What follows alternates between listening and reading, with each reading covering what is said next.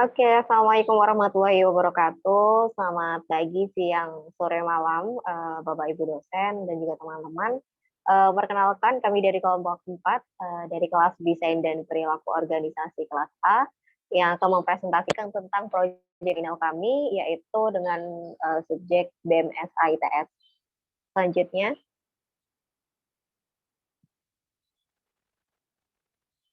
yang pertama-tama, anggota kelompok kami ada 5 mahasiswa, yaitu yang pertama ada Faris dengan NRP 020, ada Rizky NRP 038, ada Rahid Armadias NRP 064, ada Nafla, saya sendiri NRP 097, dan juga Suci Rohalia NRP 114.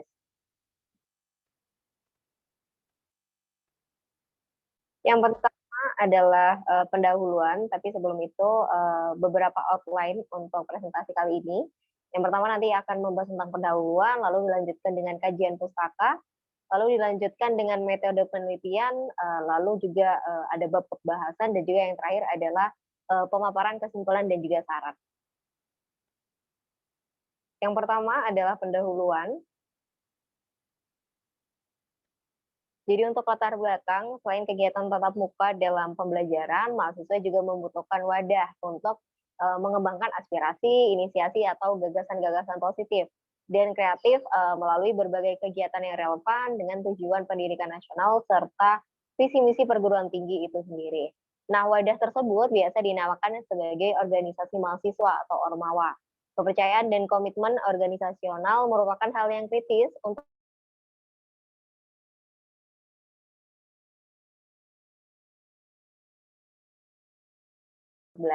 dalam sebuah organisasi memiliki berbagai latar belakang individu yang berbeda, sehingga analisis perilaku individu maupun perilaku organisasi secara keseluruhan itu sangat penting dilakukan untuk mendapatkan strategi terbaik dalam pengelolaan organisasi tersebut.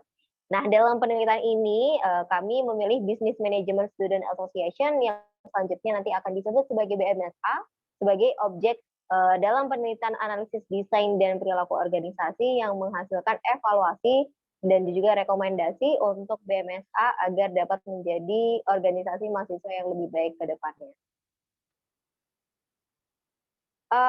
Selanjutnya itu rumusan masalah, yang pertama bagaimana profil organisasi BMSA, lalu juga apa teori desain perilaku organisasi yang digunakan dalam analisis perilaku organisasi BMSA, lalu juga apa metode yang digunakan dalam analisis perilaku organisasi BMSA, lalu juga yang terakhir adalah bagaimana pengaruh desain dan perilaku organisasi terhadap pencapaian organisasi BMSA.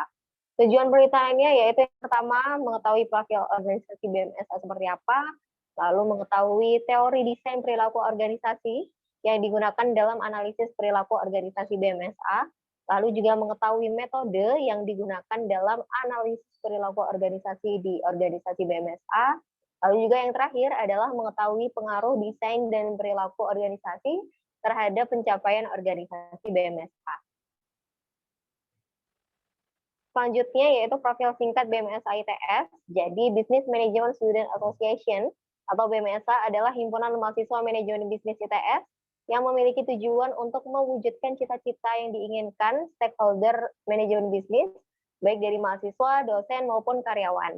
Organisasi ini berdiri sejak tahun 2013, tepatnya pada tahun ketiga jurusan manajemen bisnis ITS berdiri, dan diresmikan oleh KMITS pada tanggal 14 Juli 2014. Visi dari BMSA sendiri yaitu menjadi role model organisasi mahasiswa yang berbasis kewirausahaan di Indonesia pada tahun 2023 dengan ketiga misinya, yaitu meningkatkan kapasitas dan kapabilitas mahasiswa melalui praktik organisasi kemahasiswaan yang baik serta berkelanjutan, lalu juga menjalankan organisasi secara mandiri dengan berpatokan pada profesionalitas dan tata kelola yang baik, dan yang terakhir adalah menjalin hubungan baik dengan seluruh stakeholder himpunan mahasiswa manajemen bisnis, baik internal maupun eksternal dari manajemen bisnis ITS.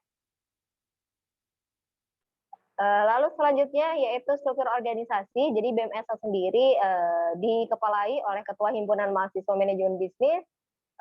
Di situ juga ada beberapa organisasi di dalamnya seperti Manifest, Improve, Mosaic, dan juga KSM. Lalu di bawah Ketua Himpunan Mahasiswa Manajemen Bisnis ITS, ada Wakil Ketua Bidang Kesekretariatan yang membawahi langsung asisten wakil ketua bidang kesekretariatan, lalu juga ada membawahi wakil ketua bidang pengelolaan staf yang dibawahi oleh divisi hubungan luar, divisi sosial kemasyarakatan, divisi media informasi, dan juga divisi kewirausahaan. Lalu juga membawahi wakil ketua bidang operasional yang juga membawahi 4 divisi, yaitu divisi dalam negeri, divisi pengembangan sumber daya manusia, divisi kesma dan juga keilmiahan, dan juga divisi regenerasi dan peremajaan konstitusi. Lalu yang terakhir adalah membawahi juga pada wakil ketua bidang keuangan. Selanjutnya adalah kajian pustaka. Ada beberapa teori pada kajian pustaka. Yang pertama adalah kepribadian dan nilai. Kepribadian menurut para ahli adalah sebuah karakteristik di dalam diri individu yang relatif menetap, bertahan, dan mempengaruhi penyesuaian dari diri individu terhadap lingkungan. Instrumen penilaian kepribadian. Yang pertama adalah Myers-Briggs Type Indicator atau MBTI. Terdapat 100 soal pertanyaan mengenai bagaimana perasaan atau tindakan mereka dalam suatu situasi. Dan jawaban-jawaban mereka diklasifikasikan menjadi beberapa kategori untuk dinilai. Antara lainnya extrovert versus introvert, sensing versus intuitive, berpikir versus merasa, dan yang terakhir penilai versus memahami. Next. Lalu yang kedua adalah The Big Five Personality Model. 5 besar untuk kepribadian yang dimaksud dalam metode ini antara lain, yang pertama adalah extraversion versus introverts, yang kedua adalah agreeableness, ada high and low, lalu yang ketiga adalah sikap berhati-hati, high and low juga, lalu yang keempat ada emotional stability, positive and negative, dan yang terakhir adalah openness to experience. Lalu selanjutnya di sini ada nilai. Nilai adalah keyakinan abadi yang dipilih oleh seseorang atau sekelompok orang sebagai dasar untuk bertindak atau sebagai tujuan akhir tindakannya. Next. Nah, di sini terdapat 2 nilai ya. Nilai terminal yaitu kondisi akhir dalam eksistensi yang sangat diinginkan seperti tujuan yang ingin dicapai seumur hidupnya. Yang kedua adalah nilai instrumental yaitu perilaku yang lebih diinginkan atau suatu cara untuk mencapai nilai-nilai terminal seseorang. Next. Selanjutnya di sini adalah persepsi dan pengambilan keputusan individu. Jadi, persepsi sendiri adalah suatu proses seseorang mengatur dan menafsirkan sensorik mereka untuk menanggapi dan memberi makna pada keadaan lingkungan mereka. Namun, apa yang kita rasakan bisa jadi berbeda dari kenyataan objektif. Next. Nah, di sini persepsi dapat dipengaruhi dari beberapa segi aspek seperti segi perceiver, seperti perilaku, motif, ketertarikan, pengalaman, dan ekspektasi. Lalu ada situasi seperti waktu, word setting, dan social setting. Dan yang terakhir adalah target seperti latar belakang, kesamaan, suara, ukuran, dan semacamnya. Lalu di persepsi sendiri terdapat teori atribusi, yaitu teori ini menjelaskan bagaimana cara individu menilai individu lainnya. Hal ini akan sangat bervariasi dari setiap individu tergantung pada arti yang dikaitkan dengan perilaku tertentu. Hal ini menyarankan saat hendak menilai sesuatu untuk menentukan terlebih dahulu apakah hal tersebut disebabkan secara internal ataukah eksternal. Hal tersebut bergantung pada 3 faktor yaitu kekasan, konsensus, dan konsistensi. Selanjutnya di sini adalah pengambilan keputusan individu. Jadi pemilihan kebijakan atau keputusan dalam suatu pilihan dengan pertimbangan dan kriteria tertentu. Dalam menentukan keputusan, terdapat hal-hal yang dapat mempengaruhi dalam pengambilan keputusan individu. Hal tersebut antara lain yang pertama adalah nilai-nilai. Hal ini merupakan keyakinan atau suatu petunjuk yakni pembuatan keputusan akan dilakukan saat dihadapkan dalam situasi yang membutuhkan dan terdapat pilihan. Lalu yang kedua adalah kepribadian yang digolongkan menjadi 3 variabel yaitu variabel kepribadian, situasional, dan interaksional. Next, di sini adalah metode dalam pengambilan keputusan individu. Dalam metode ini biasanya lebih cenderung mengandalkan asumsi termasuk bahwa pembuat keputusan memiliki informasi lengkap serta mampu dalam mengidentifikasi opsi-opsi yang relevan. Terdapat pula langkah-langkah yang digunakan dalam penggunaan pengambilan keputusan rasional ini. Langkah-langkah tersebut antara lain yang pertama adalah menentukan masalahnya, lalu mengidentifikasi kriteria keputusan, lalu mengalokasikan berbagai kriteria, lalu yang keempat, mengembangkan alternatif, lalu evaluasi alternatif, dan yang terakhir adalah pilih alternatif terbaik. Kemudian yang selanjutnya mengenai kajian teori mengenai fondasi perilaku kelompok dan struktur organisasi. Pada bab ini, kelompok didefinisikan sebagai dua atau lebih individu berinteraksi interdependensi yang memiliki maksud untuk mencapai tujuan tertentu secara bersama. Grup sendiri terbagi menjadi dua jenis, grup formal dan informal. Teori identitas sosial adalah hal yang mendasari suatu individu untuk terlibat dalam suatu kelompok, yaitu kecenderungan kita untuk merasa bangga atau bahkan tersinggung atau pencapaian suatu kelompok. Berikut beberapa karakteristik yang membuat identitas sosial penting bagi seorang, antara lain kesamaan, kekhasan, status, dan pengurangan ketidakpastian. Kemudian terdapat tahap pengembangan kelompok. The Five Stage Development Model adalah sebuah framework sebagai proses tahapan-tahapan yang berbeda untuk mencirikan sebuah kelompok, yaitu forming, storming, norming, performing, and adjourning. Forming sendiri dalam tahap pembentukan diawali dengan ditandainya banyak ketidakpastian seperti tujuan, struktur, dan kepemimpinan kelompok. Yang kedua, storming dalam tahap penyerbuan ini adalah salah satu konflik dalam kelompok. Konflik mengenai siapa yang mengendalikan kelompok dan anggota menerima keberadaan kelompok tetapi menolak mengenai batasan yang dibebankan kepada individualitas. Yang ketiga, norming. Tahap ini dapat dikatakan selesai ketika struktur kelompok menguat dan telah terasimilasi gambaran besar mengenai penentu perilaku anggota yang benar itu seperti bagaimana. Yang keempat, performing. Tahap ini menunjukkan bahwa struktur akan berfungsi penuh dan diterima. Struktur tersebut membuat anggota dalam kelompok saling mengenal dan memahami untuk saling menjalankan tugas yang ada.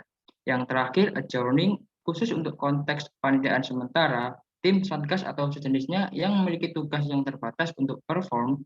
Tahap penundaan ini adalah tahap di mana kelompok menyelesaikan kegiatan dan membubarkan struktur sementara yang ada. Dan mengenai properti kelompok. Kelompok kerja bukan massa yang tidak terorganisir, melainkan memiliki properti yang membentuk mereka dan membantu menjelaskan serta memprediksi perilaku individu dalam suatu kelompok mengenai kinerja kelompok itu sendiri. Berikut terdapat 6 properti dalam kelompok mengenai hal tersebut, yaitu peran, norma, status, ukuran, dan dinamis, kohesi, serta keberagaman. Selanjutnya mengenai pengambilan keputusan kelompok terdiri atas 3 hal. Yang pertama, kelompok versus individual, group think, dan group shift. Dan yang terakhir, teknik pengambilan keputusan kelompok.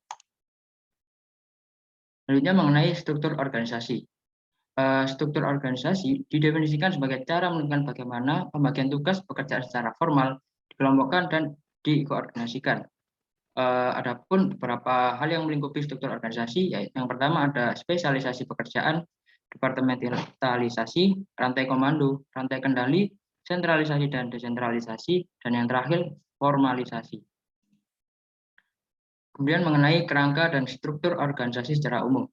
Secara umum yang paling dikenal terdapat 3 jenis desain organisasi, yaitu struktur sederhana, birokrasi, dan struktur matriks. Struktur sederhana sendiri akan banyak ditemui dan diadopsi oleh pelaku-pelaku bisnis menengah hingga kecil di mana manajer serta pemilik adalah satu kepemilikan dan peran yang menjadi satu.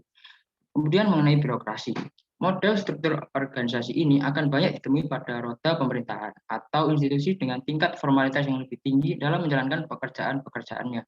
Yang terakhir, struktur matriks. Struktur organisasi ini akan lebih banyak ditemui pada organisasi perusahaan biro iklan, perusahaan penerbangan atau dirgantara, dan lain sebagainya. Kemudian kajian teori yang terakhir mengenai kerja tim dan budaya organisasi. Kelompok kerja didefinisikan sebagai suatu kelompok yang berinteraksi, terutama untuk berbagi informasi dan membuat keputusan dalam hal membantu setiap anggota dalam kelompok dalam wilayah tanggung jawabnya masing-masing. Sedangkan kerja merupakan sebuah kelompok yang terdiri atas individu yang mengupayakan untuk menghasilkan kinerja yang lebih besar dari jumlah input yang diberikan oleh suatu individu. Perbedaan yang signifikan di antara keduanya yaitu terdapat pada kerjasama yang terbangun di dalamnya. Kerja tim cenderung lebih mengutamakan kolektivitas untuk mengupayakan performansi dan kinerja yang baik daripada kelompok kerja. Berikut terdapat secara umum 4 jenis tim yang paling umum dikenal dalam sebuah organisasi, yaitu tim pemecahan masalah, tim kerja dikelola sendiri, tim lintas fungsi, dan tim virtual. Kemudian mengenai budaya organisasi, kerangka dan struktur organisasi secara umum. Budaya organisasi didefinisikan sebagai sebuah sistem yang memaknai secara kolektif yang mana dimiliki oleh anggota yang membedakan organisasi terkait dengan organisasi yang lain. Esensi dari budaya sendiri memiliki 7 karakteristik utama, diantaranya yaitu inovasi dan pengambilan risiko, perhatian terhadap detail, orientasi hasil, orientasi orang, orientasi tim, agresivitas, dan stabilitas. Kemudian peran dari budaya itu sendiri. Fungsi budaya terbagi menjadi 5.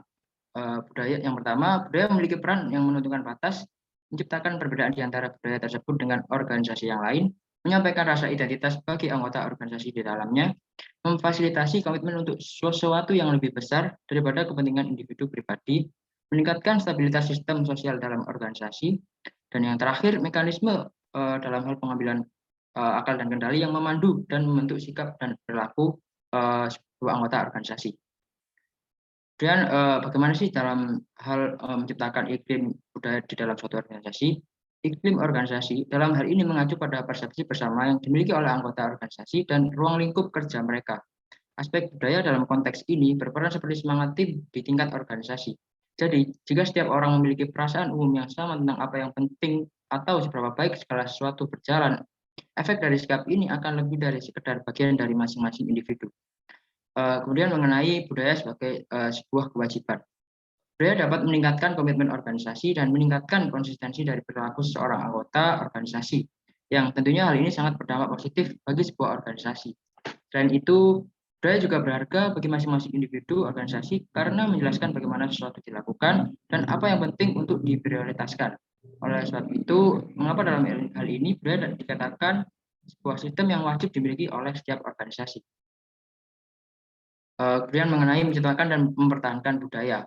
Budaya pertama kali tercipta melalui 3 cara. Pertama, pemilik atau pendiri organisasi memperkerjakan atau mencari anggota dan menjaganya untuk berpikir untuk dan merasakan apa yang mereka lakukan. Kedua, mereka menanamkan secara alam bawah sadar atau mendoktrin dan mensosialisasikan anggotanya dengan cara berpikir dan perasaan yang mereka rasa.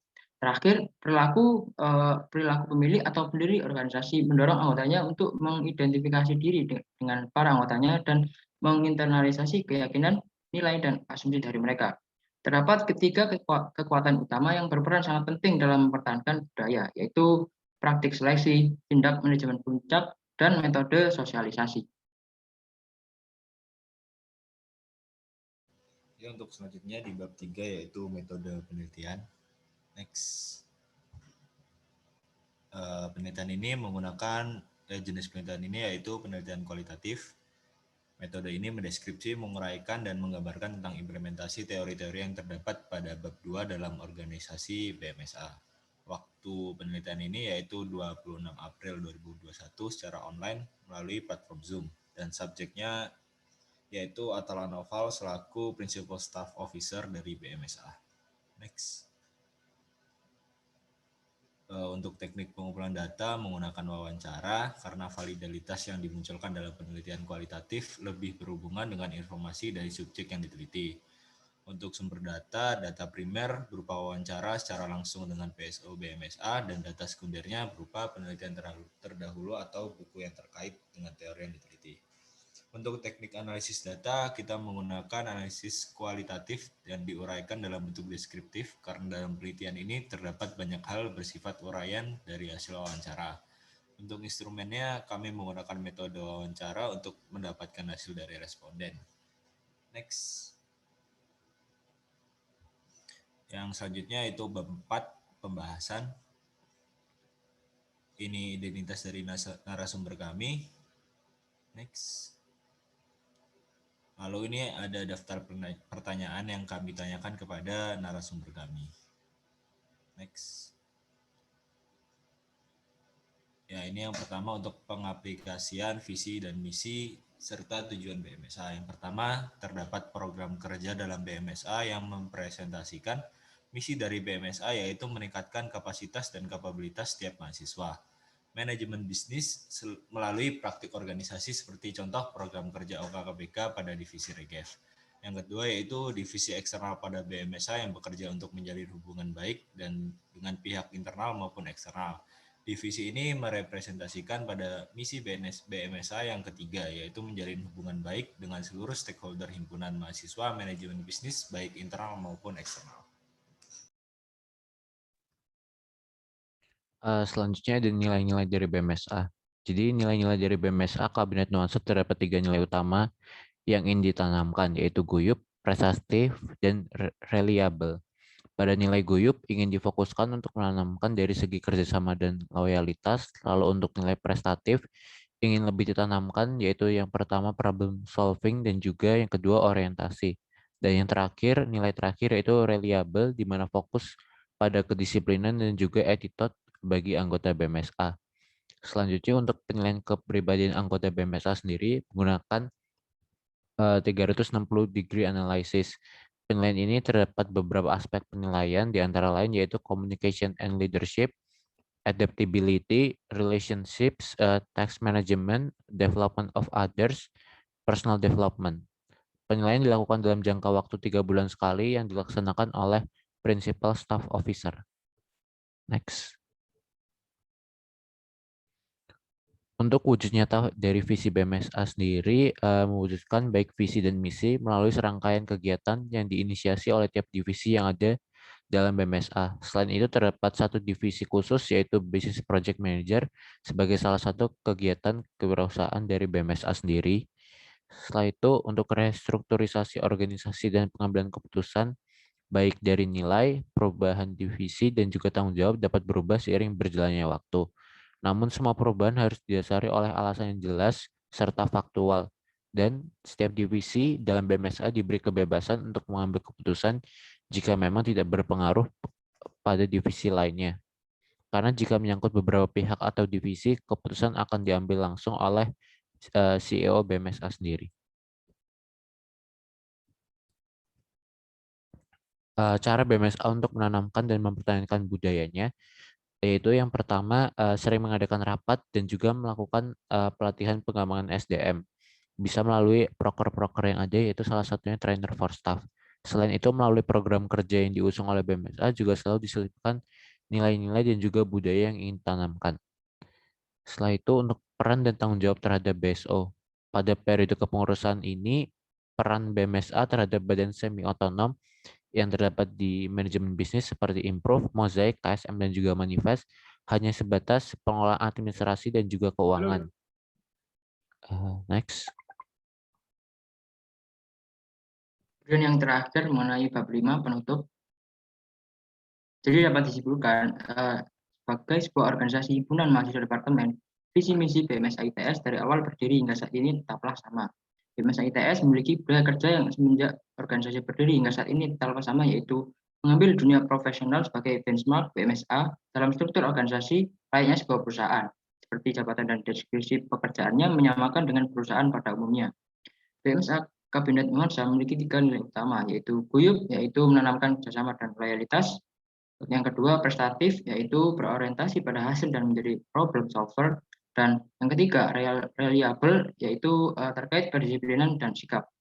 Penilaian kepribadian anggota menggunakan penilaian 360 degree analysis meliputi communication and leadership, adaptability, relationships, task management, development of others, and personal development. Kemudian perwujudan realisasi terhadap visi BMSA telah tercermin dari serangkaian kegiatan-kegiatan dalam setiap divisi yang ada. Mengenai restrukturisasi dan pengambilan keputusan, BMSA merupakan organisasi yang fleksibel dan tidak rigid. Divisi nilai serta tanggung jawab dapat berubah seiring berjalannya waktu. Pengambilan keputusan dibebaskan sepenuhnya kepada setiap divisi, namun tetap akan melibatkan beberapa petinggi dari BMSA. Cara BMSA tetap menanamkan budaya organisasi yaitu dengan menyisipkan 3 nilai utama dalam setiap kegiatan yang ada serta dari penyelenggaraan rapat rutin dan pengembangan sumber daya manusia. Yang terakhir, BMSA sendiri menaungi beberapa badan semi otonom seperti Manifest, Mosaik, Improve, dan KSM, namun sebatas pengelolaan administrasi dan juga keuangan. Kemudian dari hasil pembahasan tadi, adapun yang akan kami rekomendasikan dan memberikan saran sebagai berikut. BMSA telah menunjukkan kapabilitas sebagai organisasi mahasiswa dapat menjadi organisasi yang terus eksis karena BMSA tidak rigid tetapi fleksibel dalam merespon perubahan yang ada. BMSA juga memiliki beberapa tools seperti 3 nilai utama dan 160 degree analisis yang mana menurut kami sangat cukup untuk memenuhi tujuan yang ingin dicapai. Mengenai pengambilan keputusan, BMSA memberikan kebebasan kepada setiap divisi, artinya penerapan pendekatan sentralisasi daripada sentralisasi. Hal tersebut berdampak pada fleksibilitas organisasi dalam bergerak dan mengambil keputusan yang sangat erat kaitannya dengan beberapa dalam respon jika dihadapkan pada sebuah permasalahan. Yang terakhir, kami juga ingin merekomendasikan untuk BMSA ITS pada periode selanjutnya, yaitu bagaimana visi dan misi yang ada dapat diperbarui ke arah yang benar-benar dapat membawa BMSA maju ke depan ke arah yang lebih baik. Baik itu secara tata pengelolaannya dan independensinya maupun perkembangan mengenai seluruh keanggotaan sumber daya manusia di dalamnya. Mungkin sekian yang dapat kami sampaikan, kurang lebihnya mohon maaf. Wassalamualaikum warahmatullahi wabarakatuh.